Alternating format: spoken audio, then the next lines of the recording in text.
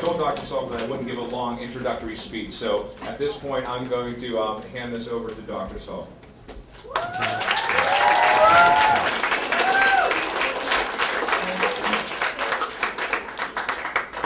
The last time I was standing on this stage, I was Sir Joseph in the HMS Pinafore. Anyway, I mean, I guess we can talk about polio, but I just have to say it's just, okay, what?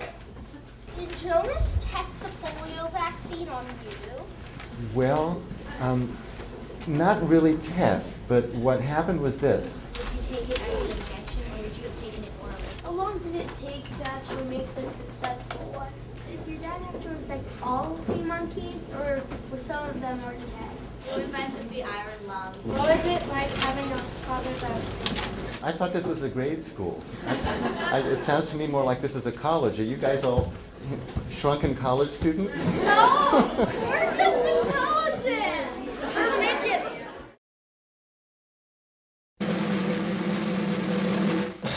1955, a year of anxiety and triumphs. A major medical hurdle was crossed with the discovery by Dr. Jonas Salk of the anti-polio vaccine, which was to spread a mantle of protection over millions of American children. And the scientist entered the ranks of the medical immortals.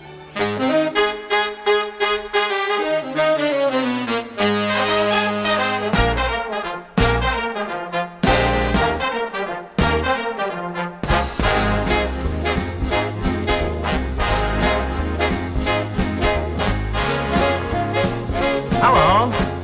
When you come in, friends, we have some very special people we want you to meet. Have you been putting your hearts and your pocketbook into the fight against polio?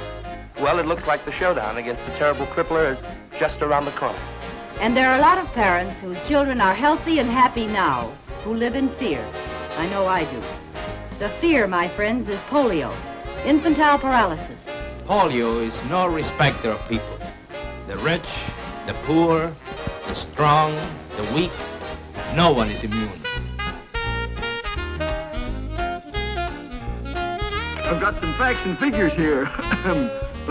Last year was the third worst year in polio history. There were 40,000 cases. And right now there are 70,000 polio patients who need help. Most of them are children, Cora. Yes, you see, Judy, I've got my envelope made out right here. It's all ready to go. See for yourself. Oh, I know. That's a March of Dimes, the infantile paralysis fund. Jan, I'm going to do it now. This is Mickey Rooney saying, what a wonderful event. I'd like to welcome you to the University of Pittsburgh for this very special evening. We're here tonight for a 3-day celebration of the 50th anniversary of the Salk polio vaccine, which of course was developed here at Pitt. You don't know these people yet, but they may have saved your life.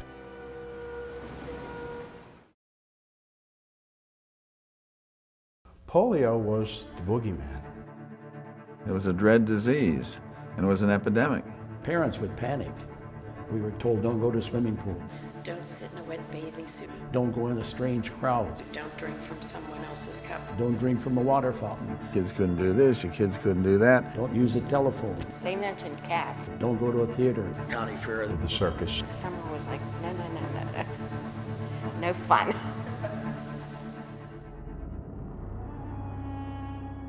It came every year. It came like locusts. This was a children's disease. Today we're sort of hardened to the fact that we think, well, you get a infectious disease, you get a shot, you get better. In those days, it didn't work that way. I caught polio when I was 21 months old. Our house was immediately quarantined. A lot of people from the health department came to the house to interview my parents to find out where we've been, what we did, try to find out where we may have contracted the disease and everything. And meanwhile, we were all sent to municipal hospital. There was no prevention. There was no cure. There was no protection. You could be a good parent, a bad parent, an indifferent parent, and you still had no way of protecting your child against polio. Well, I had a bad headache, went to the doctor the next day, and the following day I collapsed. And they figured I had polio and shipped me off to Municipal Hospital. It was at Pittsburgh's Municipal Hospital that Jonas Salk and his team would use a sample of Jimmy Sarkit's blood to make the vaccine that would save millions of lives. But how that came to happen is a story largely untold. Polio's most famous victim was Franklin Delano Roosevelt. The nation rallied behind FDR's dream of a polio-free America by sending in dimes. This March of Dimes raised millions from average Americans. Many of these dimes marched to an unlikely destination, Pittsburgh, Pennsylvania. When we were growing up, Pittsburgh was known as the Smoky City, a steel center in Smoky City. When we came home, we used to come home for lunch in those days when we went to grade school. And your collars would be black. If you wiped your nose, it was black. I mean, there's just soot all over, and sometimes at noon, you barely could see the sun. Democratic Mayor David Lawrence came together with Pittsburgh business leaders, led by Republican Richard King Mellon, to reduce the pollution of the industrial past and invest millions in the city's future. A large part of that investment went to fund research at the University of Pittsburgh's medical school. It happened here because you had a dean of the medical school who was willing to take a chance on Jonas Salk and bring him here. It happened because once Salk was here, you had talent around that could be recruited, and he recruited it. These are the core researchers who made the vaccine possible, but who never got the recognition they deserve. James Lewis, that's me next to Jim as I looked 50 years ago. And to my left is Major Byron Bennett. Next to Byron Bennett stands Percival Baisley. The individual to your far right needs no introduction. He was the leader who brought this great, dedicated group of scientists together. It was clear that the world wanted a hero, wanted a single person to be associated with something as momentous as this. But it was the Pitt team, with Dr. Youngner, with Byron Bennett, Jim Lewis, Val Baisley, the people in the laboratory. These people deserve such tremendous praise and thanks. So let me please thank you for what you did.